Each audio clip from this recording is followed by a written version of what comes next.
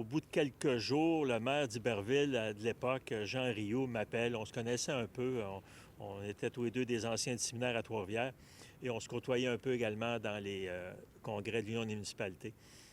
Et alors, Jean m'appelle pour me dire, Alain, on a vraiment des problèmes à Iberville. Ça faisait plusieurs jours là, qui étaient dans peut-être une semaine là, qui avait des problèmes, qui n'avaient plus d'électricité.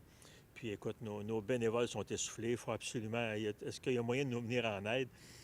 Et entre autres, est-ce que vous auriez une grosse génératrice pour nous? Parce que ça paraît banal, mais là-bas, tout génératrice, et c'était impossible de s'en procurer. Là, il était tout, alors, je dis, écoute, on regarde ce qu'on peut faire.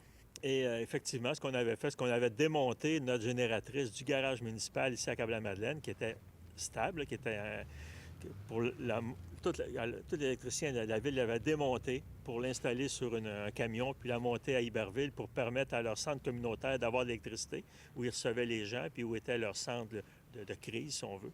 Deuxièmement, bien, après ça, c'est quoi vous avez besoin? Alors, bon, du bois de chauffage. Les gens ici, là, il y a beaucoup de gens qui ont des foyers chez eux, mais là, ils ont brûlé leur bois de chauffage, il n'en reste pratiquement plus, il reste moins d'avoir du bois de chauffage. Bon.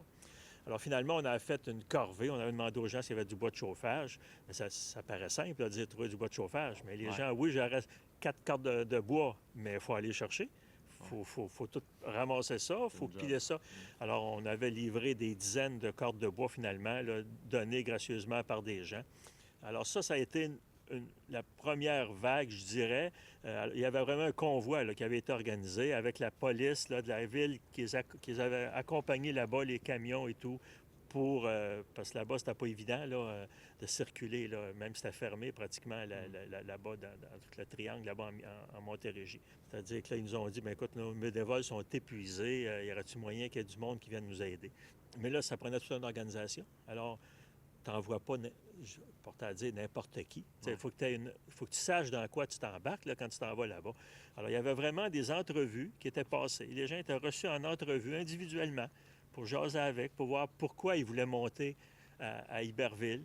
C'était marquant de se promener en arrivant là-bas, là, à Iberville, dans la région là-bas, de toute façon, de voir tous les pylônes couchés à terre. Tu sais, tu te dis comme des immenses pylônes, là, de dire comment ils vont faire pour relever ça et combien de temps ça va prendre. Alors, il avait fini par réussir à dévier l'électricité par d'autres réseaux, le temps de remonter ça, mais après ça, tu arrivais dans la ville, le soir, là, tout était fermé, il faisait noir partout, les arbres pleins avec du verglas, là, mais pas vraiment glacés, là, les branches cassées partout dans les rues. C'était impressionnant. C'était vraiment... tu étais dans une zone sinistrée, vraiment.